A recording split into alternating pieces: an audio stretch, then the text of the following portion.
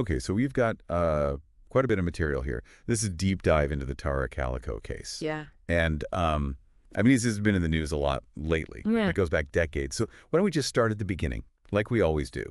September 20th, 1988. Okay. Billin, New Mexico. Small town, desert landscape. Yeah.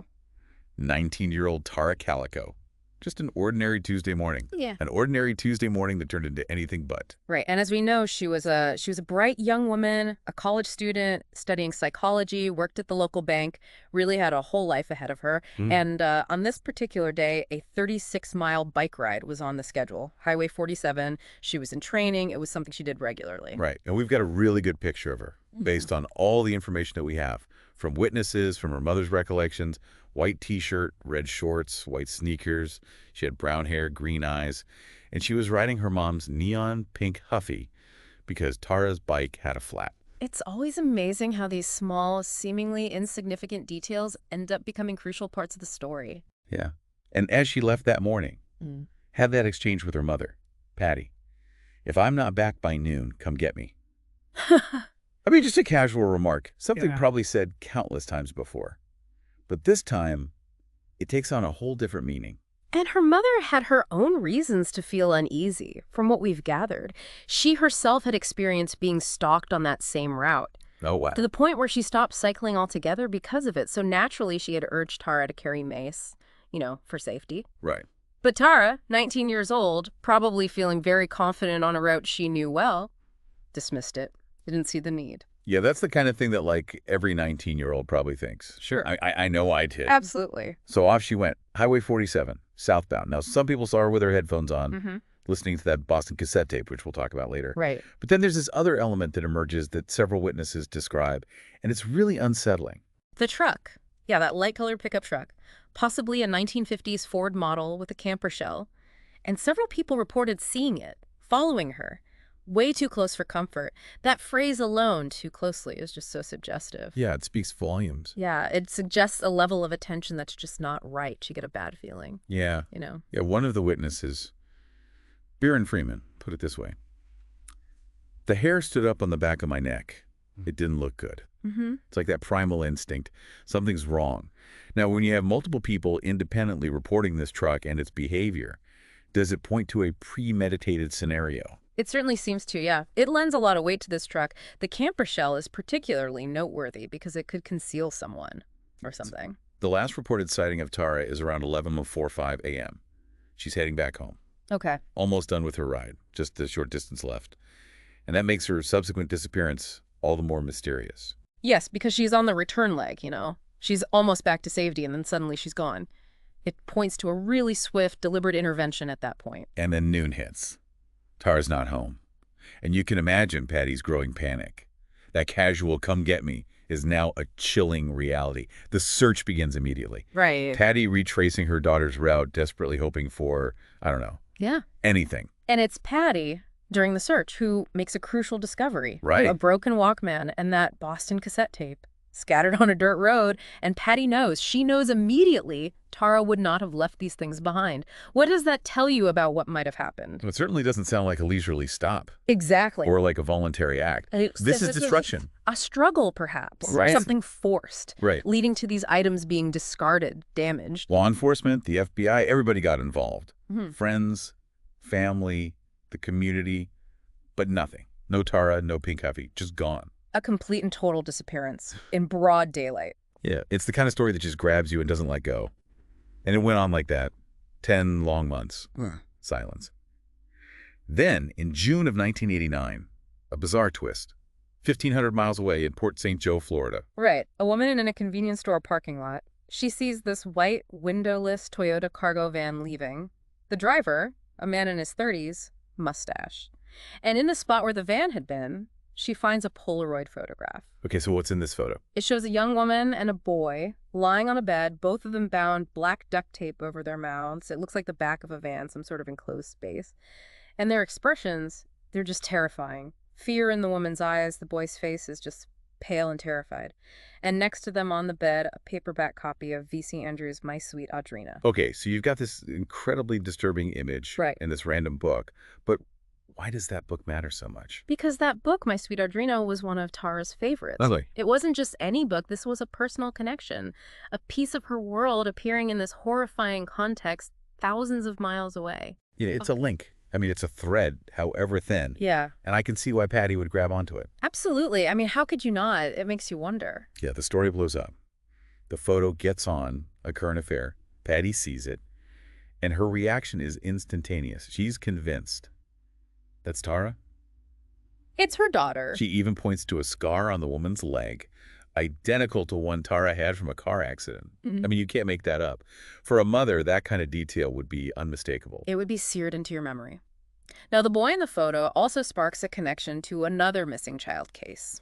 Michael Henley, 9 years old, vanished from New Mexico a few months before Tara. So now you have two families grasping at this one horrifying image. It's just heartbreaking to imagine, hoping it's their child, dreading that it might be. And then this Polaroid becomes a battleground of forensic analysis. Yeah. You've got Scotland Yard saying it's Tara, Los Alamos National Laboratory saying no, and the FBI, they're inconclusive. I mean, how frustrating is that? Oh, it's agonizing. You've got this potential clue. It offers so much hope, and then it's just shrouded in uncertainty. It speaks to how difficult it is to deal with evidence in these cold cases, especially as time passes. To make matters worse, in 1990, Michael Henley's remains are found, not far from where he disappeared. Oh, wow. But it wasn't foul play, it was exposure. Natural causes. So the boy in the Polaroid, not Michael Henley. So if it wasn't Michael, could it still be Tara? That lingering question remains. And Patty clung to that belief, but without confirmation. It must have been just torturous. And of course, we know about the two other photos that surfaced years later, but they didn't provide any clear answers. Right, the 2009 photo, the one with the boy and the black band over his mouth, inconclusive. Right. And then that photo of a bandaged woman on a train, that turned out to be a cruel hoax. So it really is that original Polaroid that continues to haunt this case. It's so strange that it turned up so far away. With that specific book, was it planted? Was it a message? The distance is so strange. Like you said, maybe she was taken far from Bella, and maybe the book was a clue, left by someone who knew Tara. Or maybe. It's just a horrible coincidence. The fact that a man was seen leaving the area where the photo was found in that van, it adds another layer to this whole thing. Right. It's bizarre. So after the Polaroid, things went quiet for a while, but for Tara's family, the search never really stopped. They were living with this massive question mark hanging over their lives. And even as the official leads dried up, there were always theories, whispers in Bellin and beyond. And, at the beginning, law enforcement did look into the runaway theory. Right. The broken Walkman, the scattered tape. Some saw it as a sign that maybe she intentionally left things behind. So why were Patty and John so adamant that this wasn't the case? They knew their daughter. She was happy. She had plans. She had a tennis date that day, for example. It just didn't fit the profile of someone who would just walk away. It's that gut feeling that parents have. And then we keep circling back to this truck, the light-colored Ford with the camper shell. The driver described as a white or light-skinned man, 30s or 40s, red or brown hair. A sketch was released, but it led nowhere. Yeah, another dead end. It's frustrating. Absolutely. Now, there's another name that comes up a lot in this case. You probably heard of him. David Parker Ray, the toy box killer. I mean, given his crimes and where his family's ranch was located, it's understandable that people connected him to this case. There was even a bit of a resemblance to the sketch, right? So what did investigators find? Despite his history, they couldn't link him to Tara. Nothing concrete. Wow. It shows you how important it is not to jump to conclusions, even when a suspect seems obvious. Then in 2013, a deathbed confession emerges from Henry Brown. What was his story? Brown claimed to have seen Tara's body in a basement wrapped in a blue tarp. He said she was buried in a makeshift grave. He even named names. Lawrence Romero Jr., the son of the Valencia County Sheriff at the time, was among them. It's a chilling account, but we have to be cautious here. What are the limitations of this confession? The biggest one, Brown had already passed away by 2006. Oh, why? So it's difficult to verify. And there's no physical evidence to corroborate his story. No grave site was ever found. Right. It's a disturbing possibility, but without more. It's just a possibility. Yeah. Now, former Sheriff Rene Rivera, he came to the case a bit later, but he developed his own theory about what happened. What was his take? Rivera thought that it might have been a tragic accident. He suggested that two local teenage boys, maybe they knew Tara, accidentally hit her on her bike. Panicked. And then, probably with help, maybe even from family members, they got rid of the body. It's the idea of a local tragedy spiraling into a cover-up. And Melinda Esquivel, she was Tara's high school friend. Mm-hmm. Now she hosts a podcast on the case. Yeah. She also leans towards a theory of local involvement, right? That's right. Based on her research for the podcast, she believes Tara was being stalked. She thinks that a date was rejected and that led to a violent encounter. And her theory is that these young men, possibly drunk or high, accidentally hit Tara with their car. So we have these different theories, but a lot of them point to the same thing, something happening locally. Does this tell us anything about how this case might be solved? It tells us that people who are close to the case, who know Balin, who've been investigating for years, they believe the answers are right there in that town. That the people responsible were likely known to Tara. Yeah. It makes you think about the dynamics of small towns, secrets, how they can be so hard to keep, but also how fiercely they're protected. And you can only imagine the impact Tara's disappearance had on her family. Her parents, Patty and John Dole, they dedicated their lives to finding her. And they didn't let up. They were on TV. They sent out flyers. They followed every lead. They were incredible advocates. Absolutely. It was a testament to their love and their determination to never give up. Her brother, Tara Calico, talked about how the police would send Patty photos of possible remains. Just the thought of that, it's a reminder of the constant agony they were living with. And Patty held on to that Polaroid. She clung to the belief that it showed Tara was still alive. That hope must have been a lifeline for her. But after years without answers, in 1998, Tara was legally declared dead. A homicide. It must have been just crushing. In 2003, they moved to Florida, looking for some peace, some distance from the constant reminders in Balin. And sadly, neither Patty nor John lived to see any resolution to Tara's case.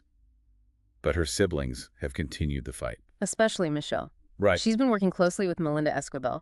And they've been doing a lot of digging, going back over old files, talking to people. It's like their own grassroots investigation. Yeah. Michelle has said, I want to know where she's at, but I also want someone to pay. It really highlights how the pain continues even after all these years. And despite their best efforts, the case stayed cold for a very long time. It was handed off between sheriffs, task forces came and went. Even the FBI reward didn't seem to produce much. But L2 Joseph Rowland said, she's never been forgotten. And that's something. Then in June of 2023, there was a big development. Sheriff Denise Vigil announced that they had identified suspects in the case. What did you think when you heard that? It was a huge moment. After all the silence, to hear they might finally be close to some answers. She said they had enough evidence to present to the district attorney for possible charges. It was a game changer. Yeah, but of course they didn't release any names because of the ongoing investigation, so a lot of unanswered questions still remain. Of course. And Sheriff Vigil was very empathetic in her statement. She acknowledged how much the family has suffered. It was clear this case weighs heavily on everyone involved. A team of prosecutors was put together to go through literally decades worth of material. We also learned about a search warrant that was executed back in 2021, but it was sealed. What does that mean? A sealed warrant usually means they had a very good reason to search a specific place, but they wanted to keep it quiet. They didn't want to tip anyone off. So it sounds like they've been working on this behind the scenes for a while. It seems that way, yeah. Not just a sudden breakthrough, but a long process. And then in March of 2025, news breaks that the case is officially reopened.